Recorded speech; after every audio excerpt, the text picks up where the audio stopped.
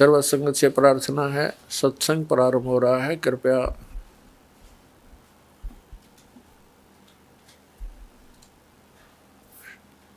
सर्व संगत से प्रार्थना है, सत्संग प्रारंभ हो रहा है, कृपया सत्संग स्थल पर शांतिपूर्वक विराजमान होकर के श्रद्धा से सत्संग सुने। परमेश्वर की प्यारी आत्माओं से पुनर्निवेदन है, सत्संग प्रारंभ हो रहा है, कृपया सत्संग स्थल पर शांतिपूर्वक विराजमान होकर के श्रद्धा से सत्संग सुने। सत साहिब सतगुरुदेव की जय। बंदी छोड़ कबीर परमेश्वर जी की जय। बंदी छोड़ गरीबदास जी महाराज जी की जय। स्वामी राम देवानंद जी गुरु महाराज जी की जय हो।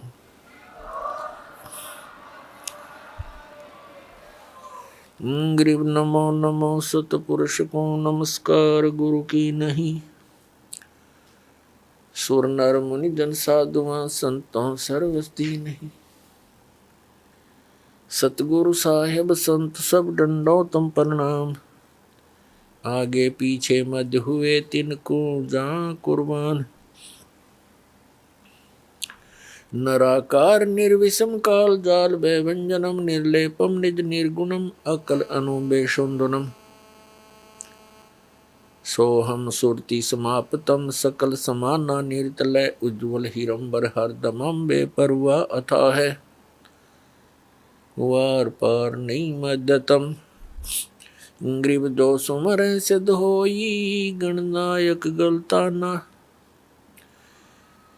करो अनुग्रह सोई पारश पद परवाना। आदि गणेश मनाऊं गणनायक देवन देवा। चरण कमल लो लाऊं आदंत करूं सेवा।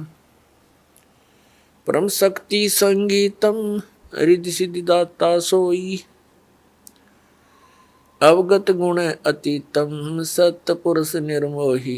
जगदम्बा जगदीशम मंगल रूप मुरारी। तन मन अर्पों शीसम भक्ति मुक्ति भंडारी। सुर नर मुनि जन ध्यावे ब्रह्मा विष्णु महेशा। शेष सहस मुख गावे हैं पूज्य आद गणेशा। इंद्र कुबेर सरीखा वरुण धर्म राय धावे। समर्थ जीवन जी का मन इच्छा फल पावे।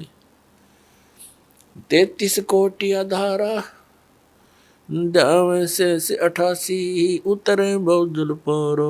कट है यम की फांसी 33 कोटि आधारा दावे से 88 उतरे बहुजल पारा।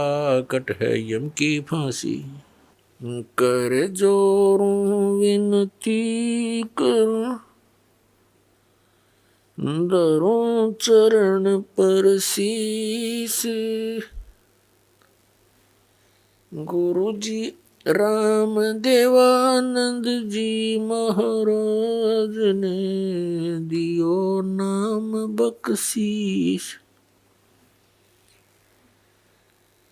कोटि कोटि सिजदा करूं कोटि कोटि प्रणाम। चरण कमल में राखियो मैं बंदी जाम गुलाम। कुत्ता हूँ गुरुदेव का रामपाल दास की जेवड़ी। जा खेचो जाऊं तो करो तो हो बावड़ू। दूर दूर करो तो जाऊं। ज्यों राखो त्यों ही रहूं। जो देवो सो खाऊं।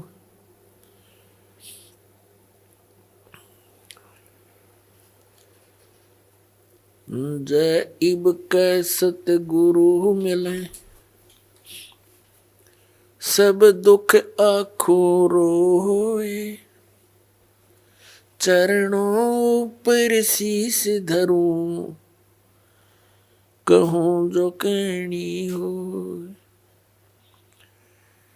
कबीर गुरु जी मिलेंगे, पूछेंगे कुशलात, आदि अंत की सब कहूँ, अपने दिल की बात।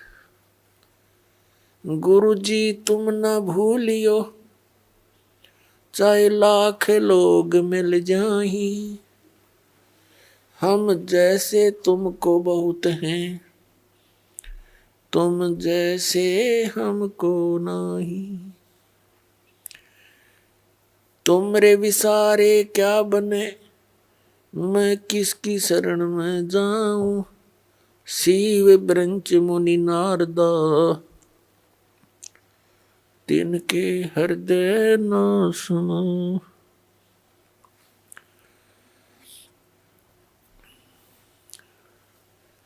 परम पिता परमात्मा पूर्ण ब्रह्म सर्व सृष्टि रचनहार कबीर परमेश्वर जी की असीम कृपा से आप सभी पुण्यात्माएं सत्संग सुनने के लिए उपस्थित हुए।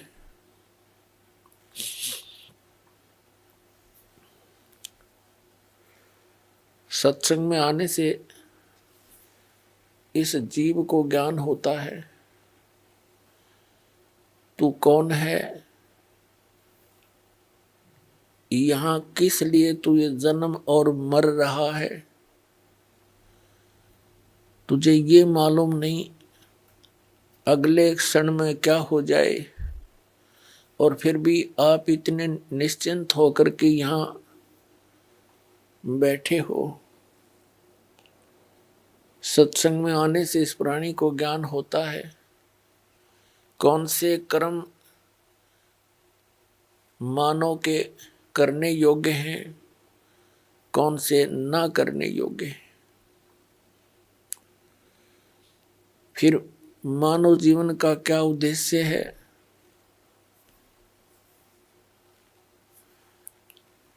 ये ज्ञान होता है कि मनुष्य जीवन किस लिए प्राप्त हुआ है। फिर उद्देश्य से परिचित होकर के ये प्राणी उस परमात्मा के पाने के लिए तड़प उठता है, क्योंकि इसको अभी तक यथार्थ ज्ञान नहीं हुआ था। काल भगवान जिसके लोक में हम रह रहे हैं, ये एक नंबर का विलियन है, ये खलनायक है। आप फिल्मों में देखा करते हैं जो खलनायक की रोल करता है वो कैसा व्यक्ति होता है। वो तो एक सिंपल रोल करता है, ये रियल में कर रहा है। इसने हमारे परम पिता को बुला दिया, इसने परमात्मा का नामो निशान मिटा दिया, अपने आप को ये भगवान सिद्ध करके बैठ गया। और फिर इसके काल के दूतों ने, नकली संतों ने, ज्ञानहीन प्राणियों ने श्री ब्रह्मा, श्री विष्णु, श्री शिव जी को बताया कि यही सब कुछ हैं, यही व्यवस्थक हैं, उत्पत्ति, स्थिति और संहार यही करते हैं। ब्रह्मा जी को तो कुछ एक बता ही देते हैं कि ये इसकी मृत्यु होती है, इसका कुछ समय निर्धारित है जीवन का। लेकिन श्री विष्णु, श्री शंकर भगवान जी को ये अजर व अमर बताया करते थे। इन्हीं की पूजा का विधान दृढ़ किया करते थे, जो किसी भी सदग्रंथ में प्रमाण नहीं था।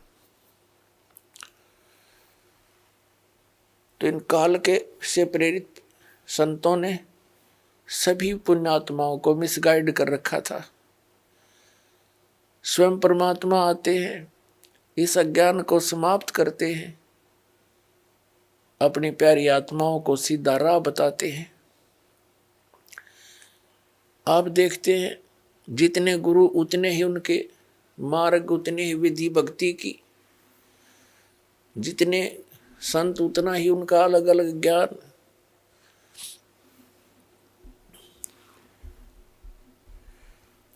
ये सारा कारण क्या है? इस काल भगवान ने सबको भ्रमित कर रखा है। इसने भ्रमित क्यों कर रखा है?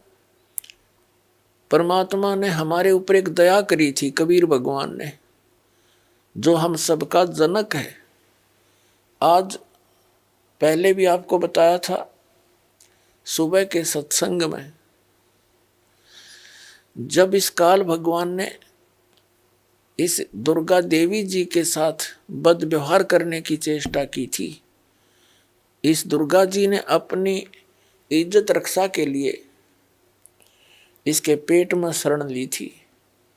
परमेश्वर ने, कबीर देव जी ने, सत्य पुरुष ने इस ज्योति निरंजन को इसके 21 ब्रह्मांड समेत वहां से निकाल दिया था, साथ में दुर्गा जी को भी। और साथ में इसको एक ऐसा वचन दे दिया था कि यहां जो ऐसे कर्म करता है सच्चे लोक में, उसको ये रोग लगता है। 1 लाख मानव शरीरधारी प्राणियों का नितहार आहार करने का, इसको वो श्राप लगा हुआ है। 1 लाख मानव शरीरधारी प्राणियों का ये नित आहार करता है। उसके लिए इसने अपने तीनों पुत्रों की, रजगुण ब्रह्मा, सतगुण विष्णु, तमगुण शिव जी की ड्यूटी ला रखी है। इनको एक एक गुण से युक्त कर दिया। ना श्री ब्रह्मा के बस की बात, ना विष्णु के, ना शिव की। इनके अंदर से एक ऐसी रेंज निकल रही है, रेज, ऐसी किरणें निकल रही हैं जो इसके अंतर्गत इस 3 लोक में, पृथ्वी लोक, पाताल लोक और स्वर्ग लोक के प्राणियों को, ये तीनों देवताओं के अंदर से निकल रही ये किरणें प्रभावित करती हैं। ये अपने लोकों में रहते हैं, इनकी राजधानी है ऊपर विष्णु लोक, शिवलोक और ब्रह्मा लोक। वहां रहते हुए भी इनके अंदर से निकल रही किरणें हमें यहां प्रभावित कर रही हैं। जैसे मिर्च का छोंक लगता है रसोई में, उसका प्रभाव जाकर के दिखता है दूसरे कक्षों में बैठे हुए अन्य घर के सदस्यों पर। छींकें आने लग जाती हैं, उनके बस की बात नहीं कि वो छींकों को रोक सके। मूल वस्तु रसोई में, उससे निकली हुई उस किरण ने उस प्रभावित कर दिया जाकर तीसरे कक्ष में 50 फुट की दूरी पर बैठे सदस्य को। ठीक इसी प्रकार श्री ब्रह्मा, श्री विष्णु, श्री शिव जी से निकल रही ये किरणें, ये तरंगे हमें यहाँ प्रभावित करती हैं, जिसके कारण रजोगुण की किरण के इन तरंगों के कारण हम प्रभावित होकर के सृष्टि उत्पत्ति संतान उत्पत्ति करते हैं, जिस कारण से ब्रह्मा जी को सृष्टि की उत्पत्ति करता बता दिया। यू खाक उत्पत्ति करता है, उत्पत्ति तो परमात्मा ने करके दे रखी। कबीर साहब ने सारे ब्रह्मांड रच दिए, इसके 3 गुण 5 तत्व दे दिए। ये तो केवल प्रभावित करता, जिस कारण से सभी प्राणी अपनी ये विवश होकर के, विषय वासनाओं के वश होकर के संतानोत्पत्ति करते हैं। और फिर यहाँ के यहाँ की सुविधाओं की इच्छा, राजसी ठाठ सभी चाहते हैं, ये उसी का प्रभाव। और दूसरे सतोगुण के प्रभाव से हम एक दूसरे में मोह ममता बुरी तरह जकड़े हुए हैं। जीव के बस का नहीं ये ममता मोह हटा दे किसी सदस्य से, संपत्ति से या इस संसार से। ये तो परमात्मा कबीर जी की दया होगी, आपको ज्ञान मिलेगा और साथ में वो समाधान मिलेगा जो इसकी किरणों को, इनके प्रभाव को निरस्त करेगा। वो साधना आपको दी जाएगी, तब आप यहाँ से निकल सकते हो। नहीं तो जकड़ रखा प्रत्येक प्राणी को और समझ में नहीं आने देता ये हो क्या रहा है। 1 मिनट में मृत्यु हो जाती है, उससे पहले ठेकेदार बना रखा है, तो ये तेरा बेटा है, ये तेरी बेटी है, ये कार है, ये तेरी कोठी है। और फिर क्या है, छोड़ बुद्धू, तेरा कुछ नहीं था, चल गधा बन। ऐसी दुर्गति हमारी कर रखी है इस काल भगवान ने। और तीसरा जो शंकर भगवान है, उसके अंदर आपको पता ही है, तमोगुण के कारण एक दूसरे के साथ लट्ठम लट्ठा इतना क्रोध पैदा कर देता है, हिंसाएं हो जाती हैं। और ये संहार का भी कार्य करता है। 1 लाख मानव शरीरधारी प्राणियों को नित मार के अपने पिता काल के पास भेज देता है। जिस कारण से इस अपनी व्यवस्था, इसको भूख लगी हुई, इसको भूख लगती है, 1 लाख मानव शरीरधारी प्राणियों का निताहार करने का श्राप लगा हुआ है। और जिस कारण से इसने हम सभी को यहाँ मिसगाइड कर रखा है, अपनी खेती बना रखी है, जैसे कसाई बकरे पालता है। परमात्मा परमेश्वर वो हमारे जनक हैं, सबके मालिक हैं, उत्पत्ति करता कबीर भगवान जो काशी में दुल्हा रूप में आए थे, उन्होंने आके अपनी प्यारी आत्मा धर्मदास साहिब जी को मिले। उनसे कहा कि धर्मदास, तुम जिस लोक में रह रहे हो ये कसाई का लोक है, यहाँ कोई रहम नाम की चीज नहीं है। किसी का बेटा मरो, किसी की बेटी मरो, पूरा अक्षेत्र नष्ट हो जाओ, नो प्रॉब्लम, इसमें दया नाम की चीज नहीं है। धर्मदास जी ने कहा कि भगवान, यहाँ कैसी सुविधाएं नजर आ रही हैं, सुंदर बाग बगीचे हैं, झरने बह रहे हैं, मीठे जल की दरिया बह रही हैं, नीचे भी अच्छा मीठा जल है पृथ्वी में, और सुंदर बाग हैं, सुंदर मेवा लगी हुई हैं, कैसी अच्छी हवा चलती है, दिन रात बन रहे हैं। तो परमात्मा ने कहा कि ये तो ऐसी व्यवस्था है जैसे कसाई बकरे पालता है,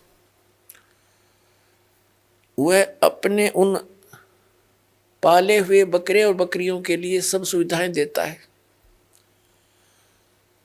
एक बहुत बड़ी चरागाह भी बनाता है, उनके लिए शेड झोंपड़ी डालता है गर्मी और सर्दी से बचाने के लिए, जल की व्यवस्था करता है, उसके चारे की व्यवस्था करता है, हिंसक पशुओं से बचाने के लिए उनकी चारों तरफ बाड़ करता है, सुरक्षा चक्कर बनाता है। जिस कारण से वो बकरे ये सोचते हैं ये दयालु मालिक है हमारा, हमारी कितनी केयर टेक करता है, कितनी देखभाल रखता है। जिस कारण से जब वो कसाई बकरों के पास आता है तो उससे प्यार करते हैं, ऐसे ऊपर को पैर उठाकर उसे सीने से लगाना चाहते हैं, उसकी उस व्यवस्था को देखकर इसे प्रभावित हो जाते हैं। वो ऐसे हाथ लगाकर देख रहा होता है, वो प्यार करते हैं, जीभ से चाटते हैं उसके हाथों को प्यार जताने के लिए। वो देख रहा होता है ये कितने किलो का हो गया, इसमें कितना मांस बढ़ गया, और वो सोच रहे हैं ये हमें प्यार कर रहा है। पहले उन भोले बकरों और बकरियों को वो दयालु नजर आता था, लेकिन जब ऑर्डर आता है 10-20 बकरों का काटने के लिए, वो ना देखता किसकी बेटी मरेगी, किसकी माँ, किसका भाई और किसकी बहन। एक परिवार के चे सारे आ जाओ, मोटे मोटे छांट के और जाके काट के अपना निर्वाह करता है। परमात्मा ने कहा धर्मदास, तुम इसे कसाई के लोक में रह रहे हो, तुम्हें आंखें नहीं खुलने देता, ये मूर्ख बना रखा तुम्हारे को। पुणात्मा, जिस समय आप परमात्मा की सत्यनारायण कथा से परिचित हो जाओगे, सत्यनारायण कथा का अर्थ हो सच्चे भगवान की जानकारी, उसकी महिमा का गुणगान, अविनाशी भगवान की गुणगान। आज तक हम श्री विष्णु जी को सत्यनारायण कहते थे। सत्यनारायण माने अविनाशी, सच्चा भगवान, सच माने जो कभी नाश ना हो जिसका। और विष्णु जी की मृत्यु होती है, शंकर जी की भी मृत्यु होती है, और ब्रह्मा जी की भी मृत्यु होती है। तो ये सत्यनारायण नहीं थे। सत्यनारायण केवल कबीर देव है, कबीर साहब है, जो काशी में धानक रूप में आया था। बनारस के अंदर 120 वर्ष रहे, सह शरीर आए थे, शिशु रूप धारण किया था और सह शरीर चले गए थे मगहर से हजारों लाखों की संख्या में उपस्थित दर्शकों के सामने उनके सब, जब परमात्मा एक वस्त्र बिछाया था, एक चादर एक ऊपर ओढ़ कर लेटे थे।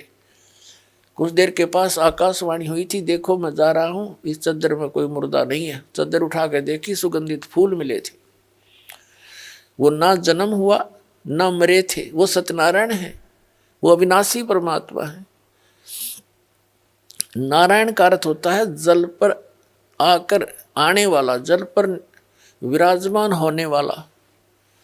परमात्मा एक लीला प्रत्येक युग में करते हैं। सतलोक से चलकर आते हैं, सहस्री आते हैं और कमल के फूल पर, वो सरोवर के अंदर जल के ऊपर आकर विराजमान होते हैं, जिस कारण से वास्तव में नारायण वो परमात्मा है। कबीर जी, तो जब आपके यह सत्यनारायण कथा समझ में आ जाओगी, क्योंकि ये प्रथम बार सुनता है, कोई दूसरी बार सुनता है, और जिन्होंने खूब सुन रखी है उनका समझ में अच्छी तरह आ चुका है। तो ये लोक ऋण का नहीं है, हमें विकल्प नहीं मिल रहा था। पुण्यात्माओं, इस परम पिता की शरण में आने के बाद, कबीर साहिब की शरण में आने के बाद, आपके जितने परिवार के सदस्य हैं सब सुरक्षित रहेंगे। आपको आवश्यक वस्तुएं उपलब्ध करवाएगा, तभी हम भक्ति कर सकते हैं। जिसके 24 घंटे टेंशन रहेगी कोई किसी ना किसी वस्तु की, तो भक्ति नहीं कर सकता। पहले तो आपको टेंशन फ्री करेगा। जितनी आपकी आस्था इस भगवान में बढ़ती चली जाएगी, जितना विश्वास बनेगा उतना ही आपके निकट आएगा।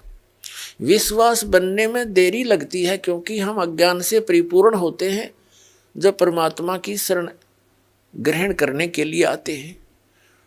कुछ तो अज्ञान इन सत्संगों से, पुस्तकों से, टीवी चैनलों से हट जाता है।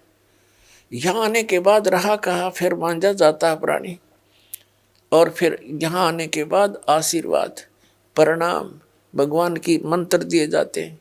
धीरे धीरे ये आत्मा इतनी निर्मल हो जाती है, प्रत्येक बात पर जो दास बोलेगा उस पर विश्वास होने लग जाएगा। अभी तक तो कुछ पर विश्वास होता है, कुछ पर अविश्वास होता है। तो इसी प्रकार परमात्मा पर हम पूर्ण विश्वास ना कर पाते, तब तक देरी रहेगी आपके सब कार्य सिद्ध होने में। और जब आपको पूर्ण विश्वास हो जाएगा, है फिर तो कहना ही क्या है।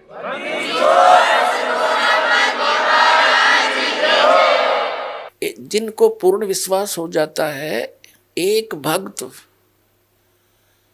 ऐसे ऐसे सुख बताता है कि उसका कहता है जी कितने बताऊं, गिनती नहीं। तो पुण्यात्माओं, भगवान है ये हमारा सच्चा पिता है, और अपने पिता को ही अपने संतान के दुख की चिंता होती है, और ये समर्थ है, हमारे सब काम करने में सक्षम है, सब दुखों का दूर करने में सक्षम है। ये समर्थ परमात्मा है। इस पर विश्वास करके देखो पूर्ण हृदय से, फिर देखना सारे काम ठीक होंगे। तो आप जब तक यहाँ रहोगे, आपको अपना परिवार, आपके बच्चे, भाई बहन, माता पिता सभी प्रिय लगते हैं। और इसकी शरण में आने के बाद आपको ये सब, आप इनके साथ रहोगे जब तक आपका सतलोक गमन नहीं होगा। और यदि आप परमात्मा की शरण में नहीं हो, प्रिय तो पहले भी फिर भी लगते, और 1 मिनट में मृत्यु हो जा किसी भी प्रिय बेटे की या बेटी की, टक्कर मारते रह जाओ, वो प्रिय लगो चाहे ना लगो फिर।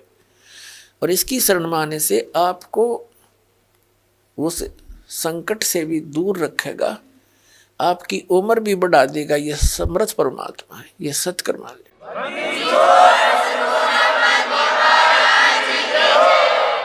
जैसे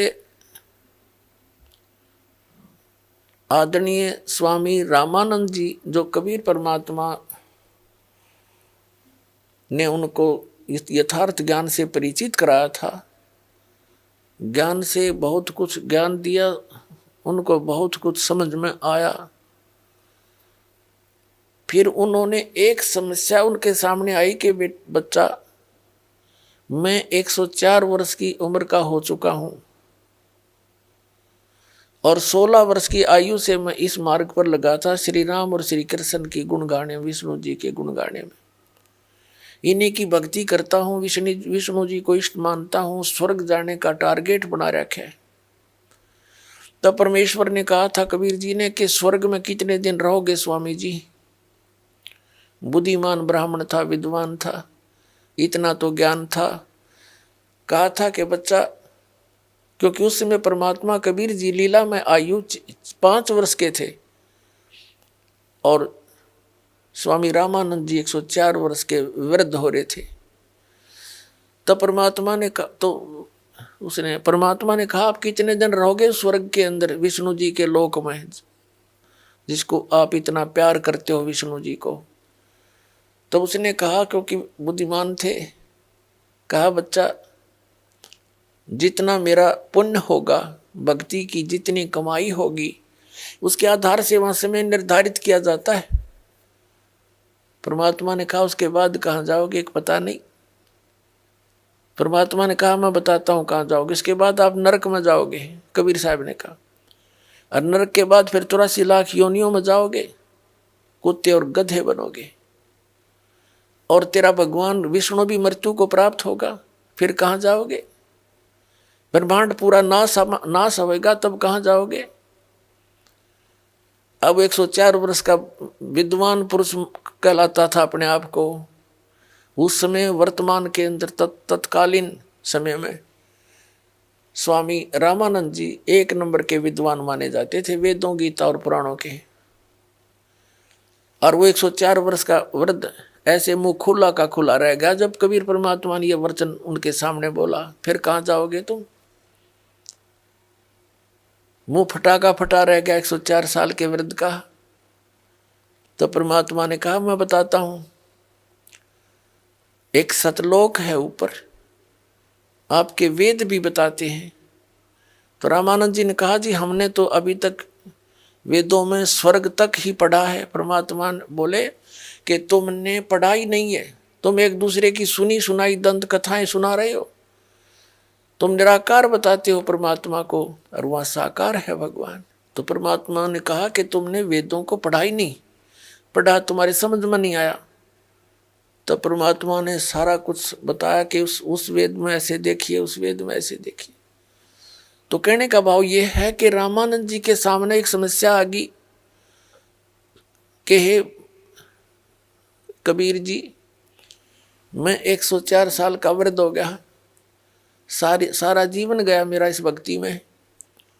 अब ना पता मेरा जीवन 2 वर्ष का है, 3 वर्ष का है, 6 महीने का है। अब मेरे साथ कहीं ऐसा ना बन जाए मैं घर का रहूं ना घाट का। आपकी भक्ति आपके अनुसार बताए मार्ग पर लगूं, कहीं मेरी वो पिछली भी जाती रहे और आगे कुछ बन पाए नहीं, मेरी मृत्यु हो जा। परमात्मा कबीर जी ने कहा कि स्वामी जी, जिस भगवान का संदेशा मैं लेकर आया हूं वो इतना समर्थ है कि आपकी उम्र भी बढ़ा देगा। और जो साधना आप कर रहे हो 50 वर्ष, 100 वर्ष से, 80 वर्ष से, 90 वर्ष से, ये तो आपने संख्यों बार कर ली, वह तो करो चाहे ना करो। कोटि जन्म तन भर मत होगे, कुछ ना हाथ लगा रे। कुकर सुकर खरबया भोरे, कौआ हंस बुगारे। कोटि जन्म तू राजा की, न मिटी न मन की आशा।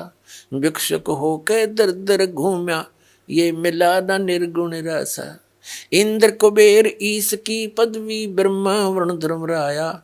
विष्णुनाथ के लोक को जाके तो फिर भी वापस आया।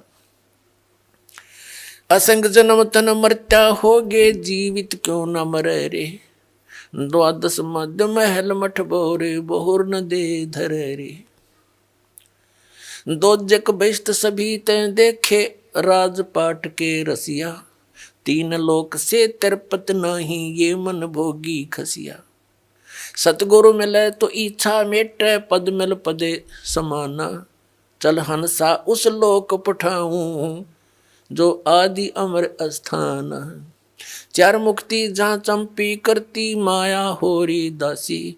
दास गरीब अभय पद पर से, वो मिले राम अविनाशी। तो परमेश्वर ने कहा कि स्वामी जी जो साधना आप कर रहे हो इसको तो असंग जन्म हो गया अपने कर्त्या ने। इस विधान से आप क्या बनते हो? कोटि जन्म तू राजा कीन्या और मिट्टी न मन की आशा, भिक्षुकों के दर दर घूमे मिला ना निर्गुण रासा। अंत कोटि जन्म तू राजा कीन्या, ओए होए कहते करोड़ जन्म राजा भी बन जाते हो इन साधनाओं से। और फिर इंद्र कुबेर ईश की पदवी, ब्रह्मा विष्णु महेश भी ये जीव हैं, ये घने पुण्यकर्मी प्राणी हैं, जिस कारण से इस काल ने अपने विशेष व्यवस्थक नियुक्त किए हैं। और इनकी मृत्यु होती है उससे पहले और पुण्यकर्मी प्राणियों में से अपने पुत्र के रूप में ब्रह्मा रजोगुण युक्त, विष्णु सतोगुण युक्त और शिव को तमोगुण युक्त करके पहले तैयार रखता है। उसकी मृत्यु होती दूसरा बैठा देता है। वो प्राणी तत्कालीन जो ब्रह्मा विष्णु महेश होते हैं वो 84 लाख योनियों में कष्ट उठा रहे होते हैं। नए ब्रह्मा विष्णु महेश ये रख लेता है, नियुक्त कर लेता है पुण्यात्माओं में से छांट कर। अपने आत्माओं यहाँ थोड़ा सा कंसेप्ट क्लियर करना पड़ेगा, अन्यथा नए नए भक्त आते हैं वो ये सोचते हैं कि ब्रह्मा विष्णु महेश को हमने कभी सुना ही नहीं कि इनकी जन्म और मृत्यु होती है। इनका कोई माता पिता भी है? क्योंकि आज दिन के सत्संग में आप जी को इनकी उत्पत्ति बताई थी, सृष्टि की रचना का कुछ अंश सुनाया था, तो उसको भी अब प्रमाणित करेंगे। सबसे पहले आपको दिखाते हैं कि ब्रह्मा विष्णु महेश नासवान है, इनकी जन्म और मृत्यु होती है।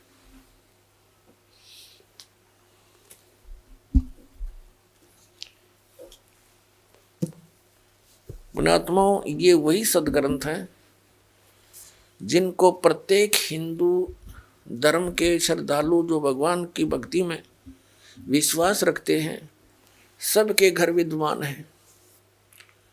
गीता प्रेस गोरखपुर से प्रकाशित पुस्तकें हिंदू धर्म के श्रद्धालुओं के लिए एक एथेंटिक रिकॉर्ड है।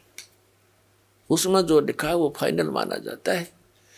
और हमारे धर्मगुरु ये आचार्य और शंकराचार्य, ये मंडलेश्वर, ये संत ऋषि में ऋषि, ये आज तक ब्रह्मा विष्णु महेश की उत्पत्ति नहीं बता सके हमने। इनको जरो अमर बताएं विष्णु जी और शिव जी को, इनका कोई जनक नहीं, इनका कोई माता पिता नहीं। ये खाक पड्डा इन सदग्रंथों को मूर्ख बना रहे थे हमने हजारों वर्षों से। अपना जीवन नाश किया, हमारे सारे पूर्वज भूत बनवा दिए, फिर उनके श्राद्ध निकलवावें, शास्त्र विरुद्ध साधना करवावें और आने वालों को भी नरक में ही ले जाते हैं। अब आपको दिखाते हैं ब्रह्मा विष्णु महेश की उन्हीं की जीवनी में क्या स्थिति है, देखिएगा। श्रीमद देवी भागवत यानी देवी पुराण, गीता प्रेस गोरखपुर से प्रकाशित।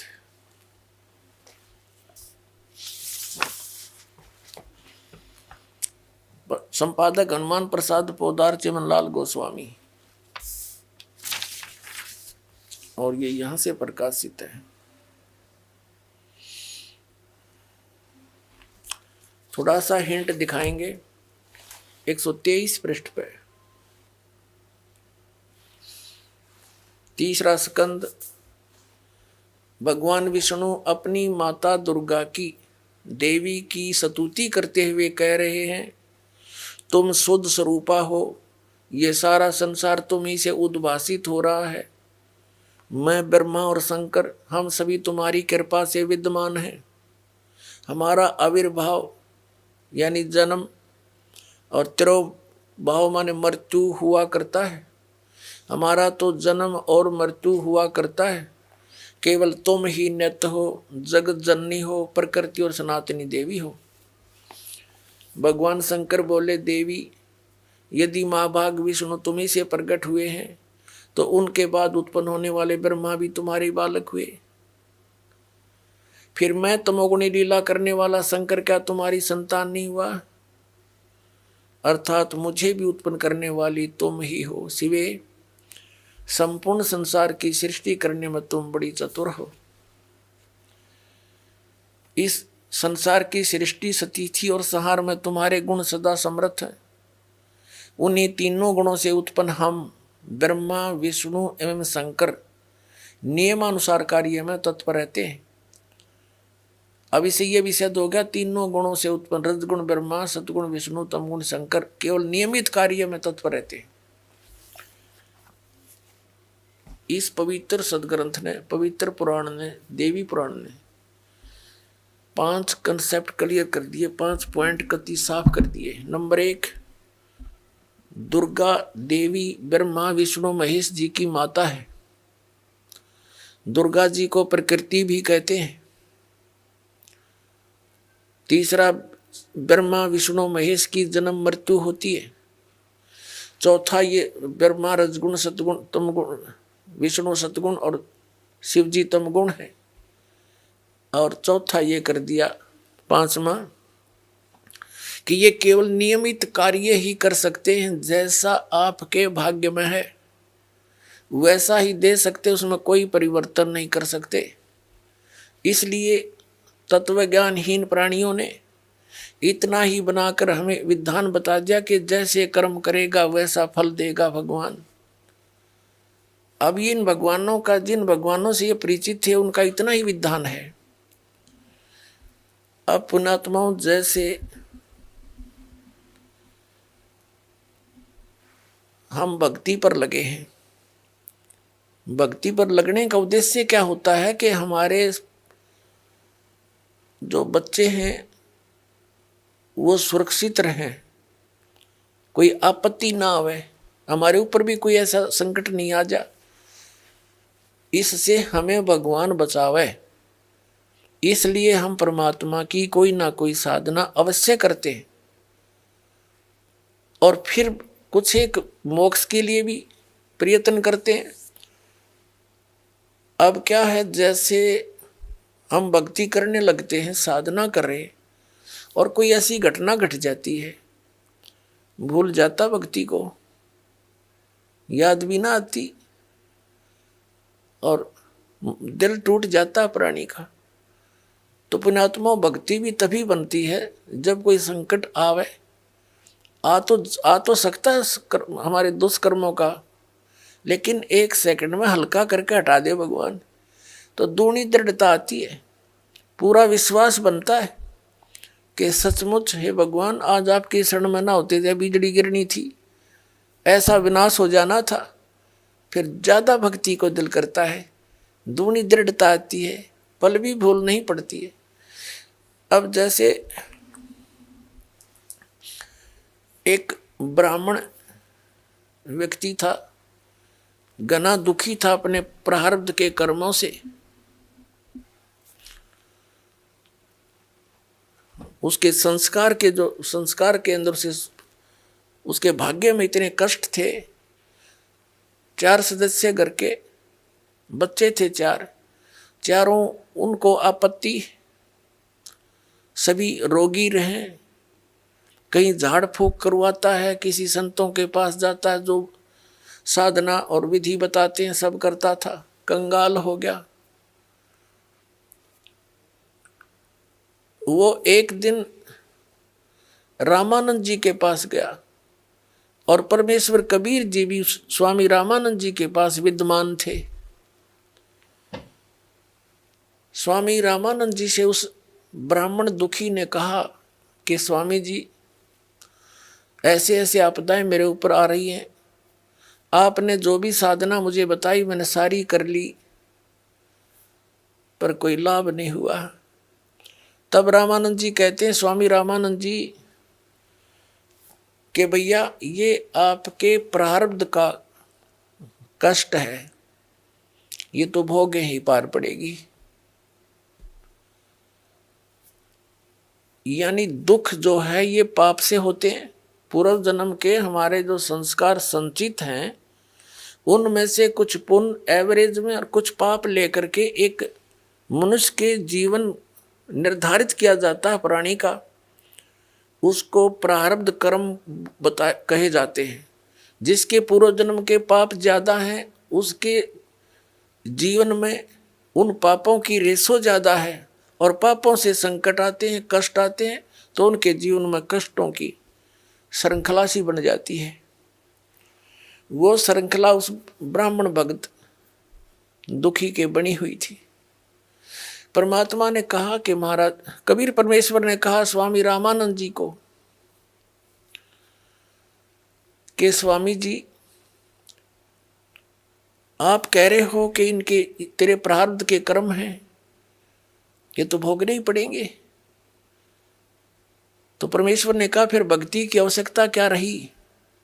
यदि जैसे कर्म लिखे हैं पुण्य और पाप यही सब कुछ प्राप्त होंगे तो भक्ति की आवश्यकता क्या स्वामी जी? तो स्वामी जी कहता, बेटा बच्चा क्या बताऊं, वेदों में ऐसा ही लिखा है। परमात्मा बोले तुमने वेदों का कह का भी पता को नहीं, वेदों का नाम लेते हो, स्वयं भ्रमित हो, जनता को मिसगाइड किए बैठे हो। अब स्वामी रामानंद जी तो परमात्मा को देख रहे थे, देख कर आए थे सतलोक में। वो फिर उसके बाद ज्यादा अटपट नहीं करते थे, लेकिन अपनी अल्प बुद्धि का परिणाम जरूर दे देते थे कभी ना कभी। तब परमात्मा ने कहा कि वेदों को आप पुनः देखिए, उसमें स्पष्ट लिखा है कि परमात्मा घोर पाप भी नाश करता आपके जीवन का, प्रारब्ध का, सत साधना करने वाले का। नहीं तो फिर भक्ति की आवश्यकता क्या है? जाइए नो के नो दे टूटेंगी भक्ति इंसान की, फिर क्या यूज भक्ति का? अपनात्मा जैसे किसी के पैर में कांटा लगा हो और वो किसी के पास जाता है, वो देख जाकर कहता है भी तेरा जो कष्ट है, पीड़ा जो तुझे कांटा लगा हुआ अंदर गहरा, ऊपर नहीं दिखता वो, तो उसके लिए समाधान क्या है? उसका समाधान तो ये है कांटा निकलना चाहिए। और कोई ये कहे कि कांटा तो निकलेगा नहीं, ये तो तेरी एडी में पंजे में लगा ही रहेगा, और भक्ति कर आगे का जीवन तो सफल हो जाएगा। यानी जो तेरे प्रारब्ध के कर्म है ये तो तुझे भोगने पड़ेंगे, और कोई ये कहे कि भक्ति कर आगे सुखी हो जाएगा। पुण्यात्माओं को ये कहे कि तेरे पैर का कांटा तो निकला नहीं, और जूता पहन ले आगे कांटे ना लगेंगे, तो कांटा लगे पैर में जूता पहना नहीं जा सकता, वो तो कांटा निकले। और फिर उसको सलाह दी जा कि जूता मत निकाल दिए सफर में, तो उस डर के मारे के कहीं फिर ना बात बिगड़ जा, वो कभी जूता नहीं उतारे फिर उस सफर में। तो पुण्यात्माओं जिनको कर्म के कांटे चुभे हुए हैं और उनको कोई सलाह दे कि ये कर ले वो कर ले, कुछ देर तो करते हैं वो, फिर जब उनको ये सलाह मिलती है अंत में ये मिल जाता है कि कर्म तो भोगने ही पड़ेंगे, प्रारब्ध के हैं, और भक्ति कर ले। खाक भक्ति करेगा वो, कर ली भक्ति उसने तो फिर वो उस कांटे पर ध्यान रहेगा, पहन सकता जूता उसको। तो कहने का भाव ये है कि हमारे सदग्रंथ जो हमें बताना चाहते वो हमारे धर्मगुरु परिचित नहीं थे। परमात्मा के गुण क्या बताते हैं ये डंडोरा किस चीज का पीट रहे थे, ये सारा मिसगाइड किए बैठे थे अपने को।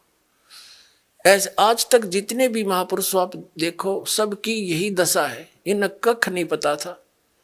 अब थोड़ी सी झलक दिखाते इसी पॉइंट पे।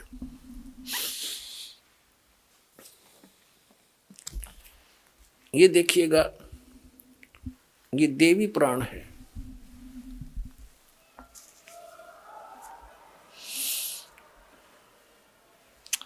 इसी में आपको दिखाते हैं, ये गीता प्रेस गोरखपुर से प्रकाशित है। हनुमान प्रसाद पोदार चिमनलाल गोस्वामी इसके संपादक हैं, और गीता प्रेस गोरखपुर से ही प्रकाशित है, मुद्रित है। आप जी को थोड़े से सत्संग में इन सभी ऋषि महर्षियों की तलाशी लेकर दिखा दूंगा, ये कितने विद्वान थे और क्या ज्ञान दिया करते थे। ये देखिएगा, ये चौथा स्कंद है,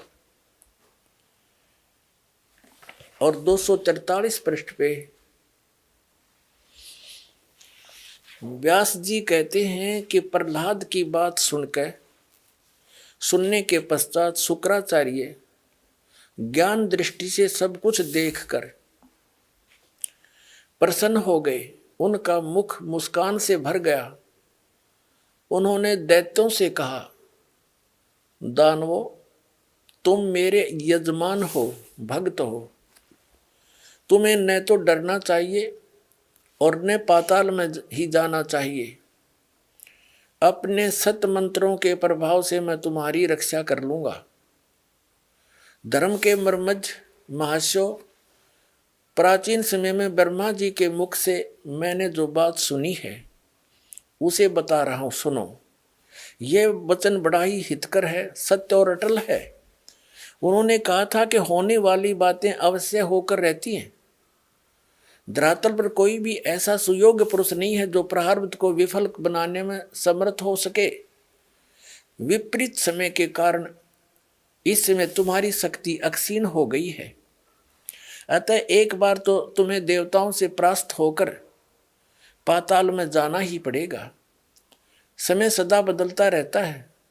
कुछ ही दिन पूर्व तुम सम्राट रह चुके हो। पुण्यात्मा, इनकी देखिए दोगली बात कैसी है। अब जैसे इन दैत्यों के गुरु शुक्राचार्य माने जाते हैं। पुण्यात्मा, हम प्रहलाद जी को एक परम भक्त मानते हैं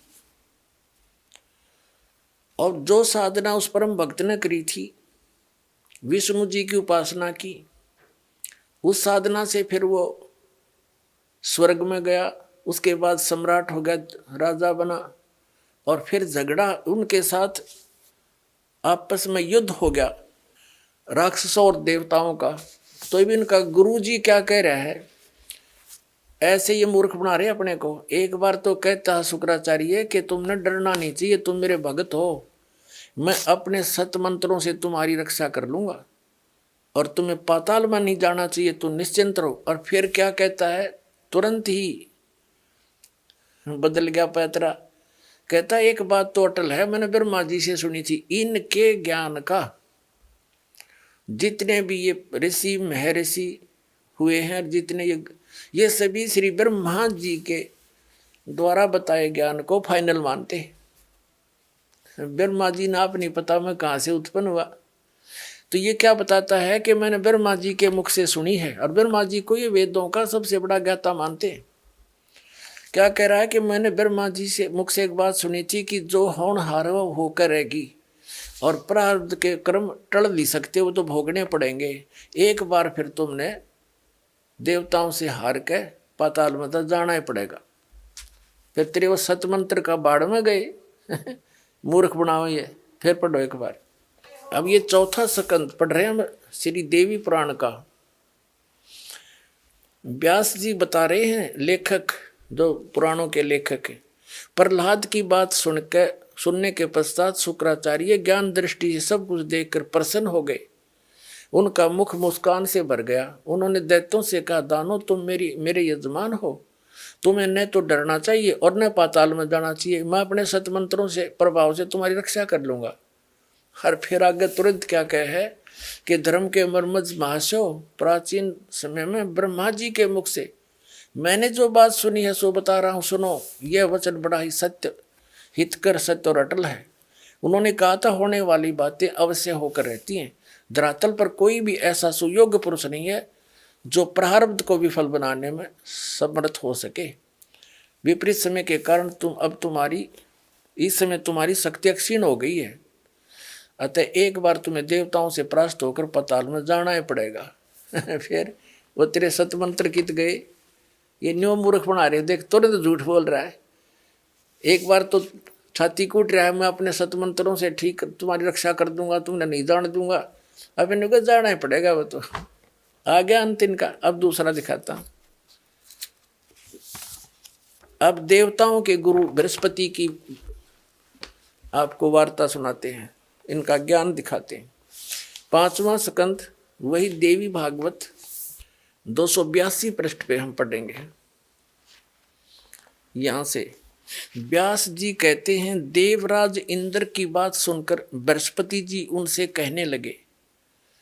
इंद्र को सलाह दे रहे हैं कौन? देवताओं के गुरु बृहस्पति जी। अब यहां आ जाते हैं, हम अपने मतलब की बात पढ़ेंगे 283 पृष्ठ पे।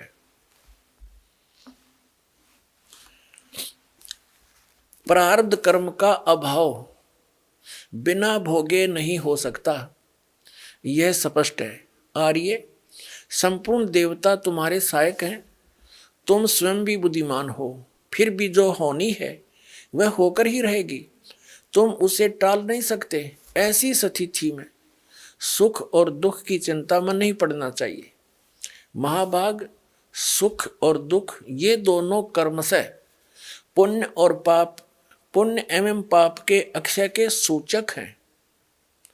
अतएव विद्वान पुरुषों को चाहिए कि सुख के अभाव में भी सर्वथा आनंद का ही अनुभव करें। अतएव महाराज, इस अवसर पर सुयोग्य मंत्रियों से परामर्श कर लेकर विधि पूर्वक यत्न करने में कटिबद्ध हो जाओ। यत्न करने पर भी जो होनहार होगा वो तो सामने आएगा ही आएगा। अब आगे इसकी देवताओं के गुरु बृहस्पति जी का भी यही नियम है, यही विधान बता रहा है कि जो प्रारब्ध में लिखा हो तो भोगना ही पड़ेगा और इसको टाला नहीं जा सकता। फिर दूसरा विधान क्या बताता है कि दुख में भी सुख का अनुभव करना चाहिए। फिर पढ़िए, ये कह कि प्रारब्ध कर्मों का अभाव बिना भोगे नहीं हो सकता, यह स्पष्ट है। फाइनल हो गया। फिर क्या कहते हैं कि ऐसी स्थिति में तुम दुख की चिंता में नहीं पड़ना चाहिए, और कहते सुख और ये दुख ये दोनों कर्म से पुण्य और पाप के अक्षय के सूचक हैं। विद्वान पुरुषों को चाहिए कि सुख के अभाव में भी सर्वथा आनंद का ही अनुभव करें। पुण्यात्माओं, इनकी बेवकूफ बातों को सुनकर दास न दुख हो है, और ये मैं ऋषि कब आगे। एक तरफ तो कह रहा है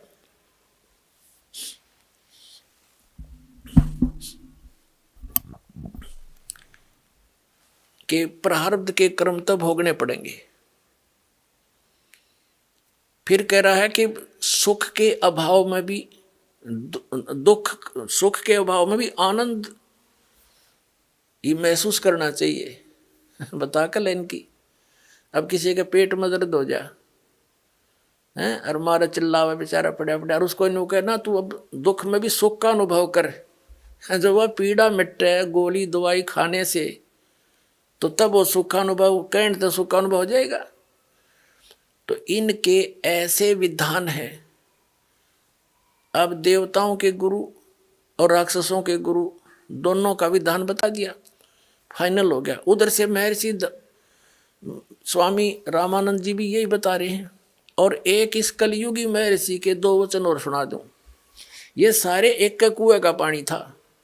ये कलयुगी महर्षि दयानंद आर्य समाज प्रवर्तक, और इसका फीत ला रखी थी कि सभी वेदों के ज्ञाता। वर्तमान में महर्षि दयानंद जैसा कोई नहीं, हरीश जैसा अज्ञानी मैंने धरती पर नहीं पाया। इतने संतों के विधान देखे पर यू सब तक ज्ञानी, किसी भी क्षेत्र में इसका कोई जो है ना स्वस्थ विचार नहीं मिला। अब देखिए इसके विचार, ये सत्यार्थ प्रकाश है इनका पूरे जीवन का अनुभव, जैसा इन्होंने परमात्मा को जाना। अब देखो पुण्यात्मा, इनका इस पोज ने देख के आदमी कटका मर जा। अब बड़ा महापुरुष, इसने तो भगवान तो जमा समाधि लाए बैठा होगा। पुण्यात्मा, इस तरह के जो बाही दिखावा था हमने बहुत देख रखा था। अब अंदर झांक कर देखेंगे इनके, इन क्या पाया ऐसा कुछ करने के उपरांत। अब देखिएगा इन्हीं का विधान, इनका लिखा हुआ है सत्यार्थ प्रकाश। महर्षि दयानंद सरस्वती, ये है सत्यार्थ प्रकाश महर्षि दयानंद जी के पूरे जीवन का अनुभव। इसमें क्या लिखा है कि वेद आदि विविध सदशास्त्र प्रमाणई संवित श्री मत परमहंस परिव्राजक आचार्य। ये तो इसका फीत है आगे की। शुरुआत में नाम तो योड़ा दयानंद है, इससे पहला श्री मत परमहंस परिव्राजक आचार्य महर्षि ई बाया नाम तो दयानंद, फिर सरस्वती स्वामी द्वारा रचित विरचित है। इसका क्या भाव है? कहने का भाव इनका ये लिख रखा है ना, वेद आदि सदशास्त्रों यानी वेद और अन्य सदशास्त्रों से निष्कर्ष निकाल के महर्षि दयानंद जी द्वारा सत्यार्थ प्रकाश की रचना की गई। अब आम व्यक्ति ने सत्यार्थ प्रकाश को पढ़ना शुरू कर दिया था, वेदों को छोड़ दिया कि इन्होंने सही जाना है और सही निष्कर्ष निकाल कर हमें सिंपल साधारण सी भाषा में दे रखा है हिंदी में।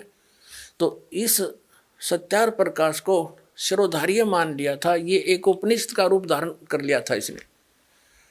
दास ने भी इसको इसी दृष्टिकोण से पढ़ा था कि इस महापुरुष के भी वचन यदि परमात्मा के वचनों के समर्थक मिल गए तो बहुत सुविधा मिलेगी मुझे जनसाधारण को भगवान की पहचान बताने में।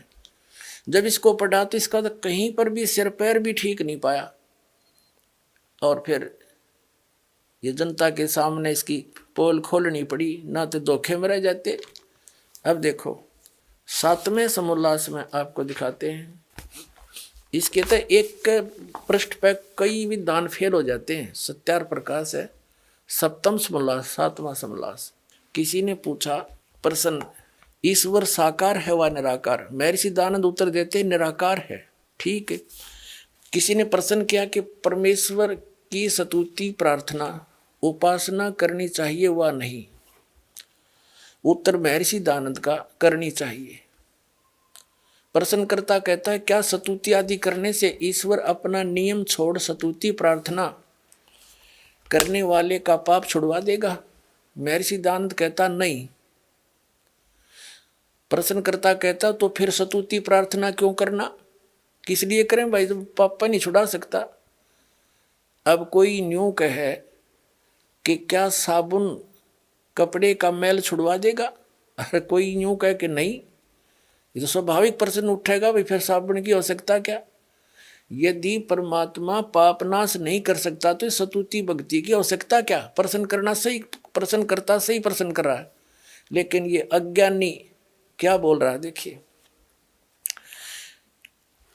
क्या स्तुति आदि करने से ईश्वर अपने नियम छोड़कर स्तुति प्रार्थना करने वाले यानी भगत के पाप छुड़वा देगा? स्वामी जी कहता नहीं, मेरी सिद्धांत कहता नहीं। प्रश्नकर्ता कहता तो फिर स्तुति प्रार्थना क्यों करना? स्वामी जी का उत्तर उनके करने का फल और है, अन्य ही है। प्रश्नकर्ता कहता क्या है? स्वामी दयानंद जी कहते हैं स्तुति से ईश्वर में प्रीति, उसके गुण कर्म स्वभाव से अपने गुण कर्म स्वभाव का सुधरना, प्रार्थना से निरभिमानता उत्साह और साहे का मिलना, उपासना से परब्रह्म से मेल और उसका साक्षात्कार होना। वाह रे, ये इसी ऐसी बकवाद तो आदमी महामूर्ख बोल सकता है जो इन्होंने बोली है। पहले पर 154 पृष्ठ पे कह रहा है भगवान निराकार है, यहाँ कह रहा है उसका पाप तक कटे नहीं भक्ति तय और उसका साक्षात्कार हो जाएगा। बता, जिसके पाप नहीं कटे अपराधी व्यक्ति है और वो भगवान से मिल लेगा, और साक्षात्कार तो साकार का होता है, निराकार का होगा कैसे? अब पुण्यात्मा इस दास के सामने यह समस्या आ रही है, मैं सारी साची कहूँ मेरे वाली जस्ती नहीं, हरि ने सारी झूठ बोल रखी है फटोरी। तो अब इस ज्ञान से ही ये रेग मार लगेगा, प्रमाण दिखाए जाएंगे, ये क्या बोलते हमारे सदग्रंथ क्या बताते हैं। तो ये अज्ञानी से हो जाएंगे सारे कि ये मूर्ख बना रहे थे अपने को, इनको कुछ भी ज्ञान नहीं था। फिर हम इन तट जाएंगे, अपना सही रास्ता पकड़ देंगे। इतनी सी बात है दास की, और किसी की मान हानि करना या किसी को ऊंचा नीचा करना कोई उद्देश्य नहीं। क्योंकि ये दास भी टीचर है और ये भी आध्यात्मिक टीचर कब थे। एक अध्यापक ने कोई प्रश्न गलत हल कर रखा है और उसको बच्चे याद कर रहे हैं, दूसरा टीचर आता है, उसका कर्तव्य बनता है कि उस गलत प्रश्न को ठीक करावे ताकि उन बच्चों का भविष्य उज्जवल हो। और उस टीचर का कोई विरोध करता है जो सही मार्ग, सही रास्ता और सही प्रश्न हल कर रहा है, तो कौन होगा? क्या वो हितैषी हो सकता बच्चों का? वो तो शत्रु होगा जो उस टीचर का विरोध करे जो सही हल करके दे रहा है। उसके दो प्रकार के कर सकते हैं। एक तो वो जिन्होंने वो गलत पुस्तक छाप कर बेच कर रोजी रोटी चला रहे, वो विरोधी हो सकते हैं कि तुम्हारा क्या होगा। या दूसरा केवल उनको मूर्ख बनाकर आचार्य शंकर बनकर उनके ऊपर शंकराचार्य आचार्य बनकर उनसे पैसे इकट्ठे कर रहा होगा मूर्ख बना के। तो करते रहो। दास ने तो साची कहने का ठेका ले रखा है, चाहे कुछ भी हो ये पूरा ज्ञान विश्व में फैलेगा। भगवान का आदेश है, दास के साथ है परमात्मा और ये सफल हो रहा है। अब देखिएगा यहाँ इसी सप्तम समोल्लास के 163 पृष्ठ पे और क्लियर कराया दयानंद जी ने। प्रश्नकर्ता कहता कि ईश्वर अपने भक्तों के पाप अक्षमा करता है वा नहीं?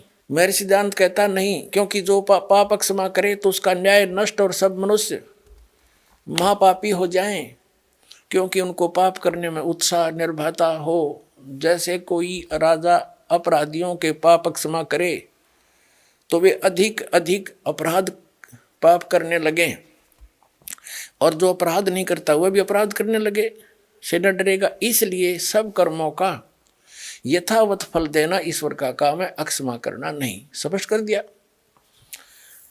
पुण्यात्माओं, पहले तो इसके इस विधान को फेल करते हैं कि राजा यदि पाप माफ कर दे अपराध तो दूने अपराधी हो जाए। जैसे एक बार पंजाब राज्य में नौजवान बच्चे किसी से भ्रमित होकर के और एक मिसगाइड हो गए थे, उग्रवाद फैल गया था।